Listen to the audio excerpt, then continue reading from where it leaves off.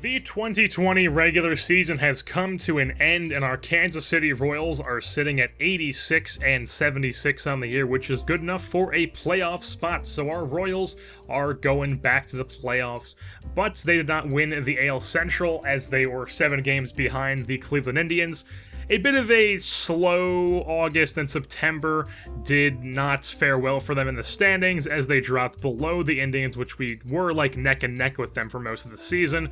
But the Indians ended up winning the division, and it is good to see that there's some more competition going on this division. The Indians were a much better team.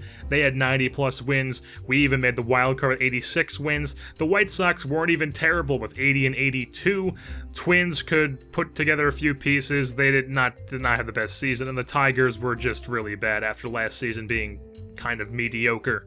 As far as how the rest of the league looks out, the American League East is the New York Yankees won the division, and the Toronto Blue Jays are the wildcard team, so that is who we will be taking on in the wildcard game. We will get into that a bit later on in the episode. The AL West was the Los Angeles Angels won the division. The Oakland Athletics missed out on that division by 5.5 games, and they missed out in the wild card in a game 163 against the Blue Jays. Whoever won that would have took us on in the AL wildcard game, but the A's lost to the Blue Jays. In the National League, the East Division, there's the Phillies had a 15-game lead on everybody, so the Phillies just outdid everybody somehow, even though the Nationals are probably the better team. The Phillies they had a great season. The National League Central, the Chicago Cubs had a 16.5-game lead on everybody. They pretty much dominated the league. They had 100 wins. I believe they're the only team in the league with 100 wins. National League West, the Los Angeles Dodgers won the division, and then both of the Colorado Rockies and San Francisco Giants made the playoffs as a wildcard team. So AL West is highly represented in the 2020 playoff bracket. Now taking a look at some of the award winners throughout the league, starting things off with the American League. The MVP of that league is Josh Donaldson of the Toronto Blue Jays, and he had a pretty darn good year. He had an OBP in like 420 something, so it was definitely more than just the home run award, which was what it usually was. But Donaldson, I would say, definitely deserved the award. You probably could have gave it to maybe one or two other guys too, but Donaldson's definitely, I'm not going to complain about that with it being usually what it is, like the home run award. The Cy Young, Corey Kluber wins that yet again with the Cleveland Indians. The Reliever of the Year award went to another Toronto Blue Jay in Roberto Ozuna. And then the Rookie of the Year went to the Texas Rangers third baseman Ruben Seaver, who we did see in an episode. He had I think he had a 2 RBI double, and he also made a few nice plays in the field. So they've got themselves a stud over at third base over there in Texas. And then the Gold Glove in right field, of course, goes to Mookie Betts. He just runs away with that field every year. In the National League, their MVP is Anthony Rizzo of the Chicago Cubs. I believe that's his second MVP in this series that we're doing. The Cy Young goes to Jose Quintana of the Chicago Cubs. I know pitcher wins aren't a good stat to look at. I don't look at them at all, but 21-2 is definitely a record that just, even though it doesn't really represent how good of a pitcher he is, it's just absurd to look at a record that ridiculous. Reliever of the Year in the National League goes to Kenley Jansen of the Dodgers, and then the Rookie of the Year was Riley Pint, best friends with Seth Beer of the Colorado Rockies. A starting pitcher, had a 3.32 ERA, so definitely a better pitcher to win the award than the first season of this franchise, where I forget who it was, but it was somebody from a team and they had like a 4+ ERA, almost like a 4.5 ERA, and I was like, come on, somebody's got to be better than that, but this is definitely deserving of it with a 3.32 ERA. Now taking a look at some of the league leaders around the league, as far as the American League home run leaders were, Joey Gallo had 47, and that was the highest total in the AL. Follow him were Judge with 45, also with 45 Josh Donaldson, and then Giancarlo Stanton had 42, and Matt Olson had 40 with the Oakland Athletics. In the National League, Rhys Hoskins was the leader with 43, followed by Anthony Rizzo and Paul DeJong with 42. Paul DeJong is an absolute monster in this franchise for whatever reason. I know he's really good in real life, but in this, he's taken it to another level. Travis Shaw, the mayor of Ding Dong City, with 38 bombs with the Brewers, and then tied with him with the Pittsburgh Pirates is Corey Dickerson. And then now taking a look at some of our guys who were among the league leaders for some statistics on our team. Marcus Semien was tied for first among many different players in triples this year with 9 triples, and then right below him, tied for second with many different players, was Brett Phillips. Vince Falvey had a 374 OBP, which was 10th in the American League. Pretty darn good year for him in his first season that he only played like, I don't know, like 80% of it. He missed like the first 2 months of the season, so he only played a pretty good chunk, but he did not play a full season. Jorge Soler, 897 OPS, was 9th in the American League. Calvin Herrera had 42 saves. Saves are a stat that really don't mean anything. They're an old school stat. I don't really look at them to determine if anybody's doing well, but it is a cool stat to look at and see how many saves a guy can rack up. So he got 50 last year. Bit of a downgrade from that, but it's still solid with a 42, still a decent amount. Rafael Montero, absolutely absurd. I have no idea what happened. I barely used Montero in actual games because every time I would go to the bullpen when it came to go to the bullpen, Rafael Montero would have no stamina because the CPU just used him over and over and over and over and over again. It seemed like he was getting used in every game, and it apparently was, as he had 230 strikeouts, and which is 4th in the American League, and that is as a reliever, which you just don't see. I mean, there are no other relievers on that list, so I don't know what the hell happened with him. I don't like that he got that many strikeouts, because that's not realistic for a reliever to have that many strikeouts, but I mean, at the same time, it is kind of cool to see that, but I'm hoping that next year the CPU does not ride him, especially with us having such a deep bullpen this year. Jake Junis was 3rd in the American League in walks allowed. He only allowed 40 on the season. Danny Duffy was 6th in WAR with a 4.6. And then just a little update on a couple players. Craig Gentry, who I signed for last season to be our center fielder, because in 2018 he had an insane year with the Orioles, and I was like, okay, maybe he can replicate that with us. He had like a month or two where he wasn't really replicating that, and then he got hurt. And then he lost his job. Khalil Lee came up, and then he came back, and he wasn't really too good. And of course, he leaves us. Now he goes to the Marlins, and he puts up a 4.1 WAR season with 41 stolen bases, which was 2nd in the National League. And he slashed 314, 375, 416, which is exactly what I would have expected him to do with us, or at least a little bit less than that. But of course, he does it with everybody but us. Tyler Collins, who was in our system the past few years, we let him go in the offseason because we just don't have room for him. He went and spent another season in AAA, but this year with the Marlins, another guy who went to the Marlins from our team, and he had a 926 OPS, which was 3rd in the Pacific Coast League in AAA. Now taking a look at the stats of our players, our home runs were definitely a lot more deep than they were in seasons 1 and 2 of this franchise. We really struggled in those statistics. We didn't have too many bats in the lineup in the first 2 seasons, but 2020 was much different. We had a lot of power going up and down our lineup. Tied for first was Bonifacio with 27 home runs. He also had an 863 OPS, 356 OBP, so he improved his OBP. OPS, definitely very good. Great year for Bonifacio. Same with Soler, 27 home runs. He was tied with Bonifacio, 897 OPS, highest on the team, and then a 372 OBP. Definitely good to see from him. Vince Falvey, 21 home runs, 17 stolen bases, 858 OPS. So, I mean, he did not get the 2020 season that he could have gotten, but that is because he did break his hand. So he missed, like, the last, month and a half of the year, which is definitely disappointing. It's not good to see. I don't think I missed the last month and a half. He probably missed, the last, maybe half of a month. He missed a decent amount of games at the end of this season. So he could have probably gotten that 2020, probably could have tacked on a few more home runs, probably would have been in more of the league leaders if he continued playing those games, but he missed a few games at the end of the year, and he's also going to miss the playoffs, so it's sad to see that. He's definitely one of our best players. He was our 2-hitter ever since he got called up, and he was definitely showing that he belongs in the major leagues, but we're going to have to try to get by in the playoffs without him. Moving on, we have Pavin Smith, our first baseman, who also had a ridiculous season.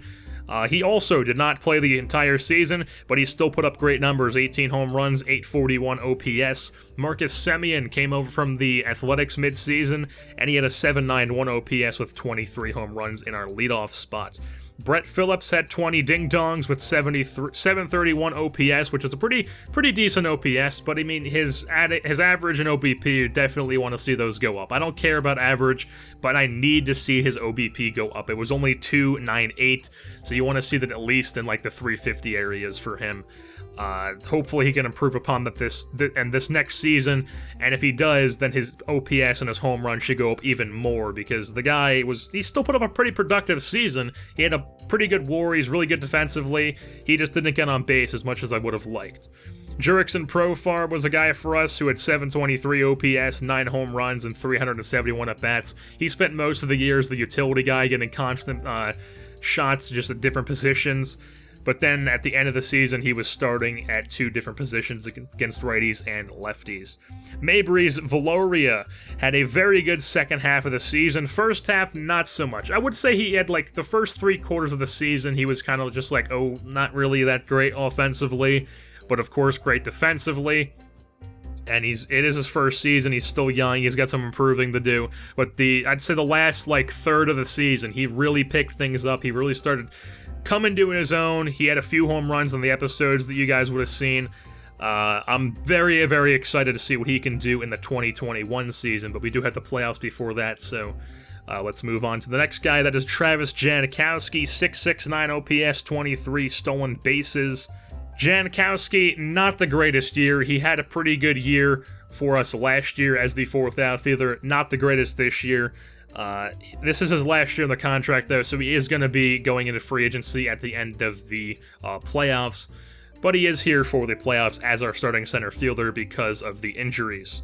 Hunter Dozier with a 677 OPS, 7 home runs, 234 at-bats. Of course, he started the year as our first baseman, didn't put up numbers. Pavin Smith came up, he did put up numbers. Miguel Andujar did not put up numbers at third base, so he called back up Dozier because he was raking in AAA to play third base instead, and Dozier, really not that impressive. Hasn't really done anything to show me that he belongs, that he should stick around at a everyday position in the major league level. So I don't know how long we're going to be giving Hunter Dozier shots. This might have been really his last shot, but we'll see. He's going to be starting in the playoffs, but as far as next season goes, it's all up in the air. There's still a lot of things that could happen. Nicky Lopez, definitely not ideal what you want to see from him. He came up, played some shortstop for us, only had 80 at-bats with 2 home runs, but he had a sub-600 OPS. Definitely not good at all. I just kind of wanted to see what I had in Nicky Lopez, and he's going to be on the playoff roster because he was up when we moved into September, while Ramon Torres was not. So Ramon Torres, not on the playoff roster. Nicky Lopez is probably not going to start on the playoff roster. That'll be Jurickson Profar at shortstop, but Lopez, just wanted to see what I had with him, and it doesn't seem like I have too much with him. Now moving on to the pitching side of things, there's Chris Archer, who had 167 and 2/3 innings pitched, 172 strikeouts. He had a 3.92 ERA, 3.5 FIP, 3.4 WAR. He also fractured his hand. He's going to be out for the playoffs. You guys didn't get to see any Chris Archer starts because I was going to show a Chris Archer start, and then in between that one I was going to show, he fractured his hand. But don't fret, because I am going to go balls to the wall trying to bring him back on a multi-year deal on our team, because I plan on him being a big part of our rotation for the next few seasons in this Royals franchise. Danny Duffy was yet again our best pitcher in 193 innings, 162 strikeouts, a 3.14 whip. Very good year for him. You already saw his WAR in the league leaders. Felix Hernandez, 187 innings pitched, 165 strikeouts, 4.25 FIP. Not the greatest year for Fernandez. He's definitely not the Cy Young winner and ace he once was. He's more of like a 4th, 5th starter who puts up decent numbers. He can be serviceable, but we weren't looking for him to be that. So it is kind of disappointing that those are the numbers that he did put up. Jake Junis, yet again, another similar thing here. Our rotation wasn't the greatest this year aside from Duffy. Junis, 176 and 2/3 innings, 156 strikeouts, a 4.58 FIP. Not good from him. Hopefully he can improve that next season. Jose Urena did not put up the greatest season for us. A 4.31 ERA in 163 innings, almost a 5 FIP at a 4.91. Not the greatest year for him. He's probably not going to be back in next season's rotation and then next season in the organization at all. If I had to take a stab at that, if I had to take a guess, we still have the offseason to go through, so we still have decisions to make, but if I had to take a guess now, he's not going to be in the rotation, and then Foster Griffin and guys like him are going to be able to take over in the rotation as 4th, 5th guys, or maybe a different guy in free agency can be 4th, and then Griffin can be 5 again. And speaking of Foster Griffin, didn't have the greatest 50 innings this year. He pitched 50 innings in the major leagues, but it's the ERA. This is why ERA is not the greatest stat to look at, because it can be misleading a lot of the times. He had a 6.12 ERA. Not good. You look at that and you're like, what the hell? He can't pitch with that. And then you look at his FIP, and it was only a 4.20, which isn't good, necessarily, but it's definitely not bad. It's, like, serviceable.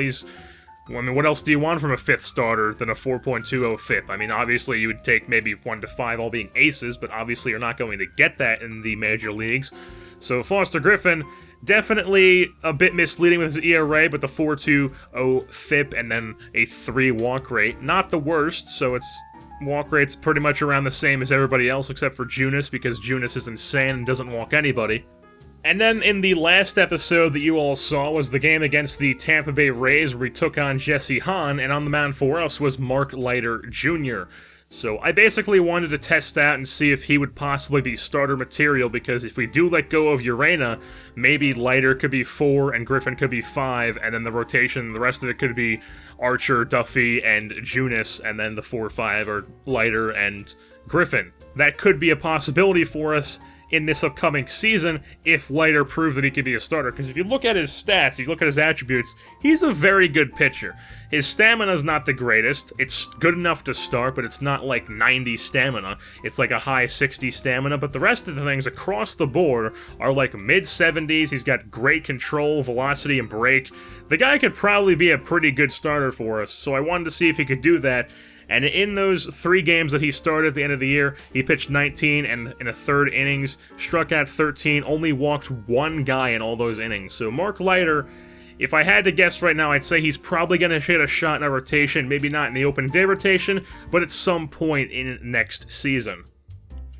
Now, taking a look at the relievers, Rafael Montero was the guy who dominated the relievers. Like I said in the league leaders portion of this episode, he struck out 230 batters in 177 and a third innings out of the bullpen. He had a 3.2 WAR. Like I said, they just, for whatever reason, the CPU just rode him into the ground. They just absolutely used him constantly. And if you noticed, I didn't use Rafael Montero very much in the games that I showed, because every time I would go to the bullpen, it was time to bring up to start warming up guys in the bullpen. Rafael Montero would have like no stamina because the CPU would just use him and use him and use him and use him and use him, and it was ridiculous. The guy basically put up starter numbers as a bullpen member. And he is, once again, like Griffin, one of those guys who has a misleading ERA. 4.57 ERA, you look at that and you're like, that's, not very good. FIP, 3.06.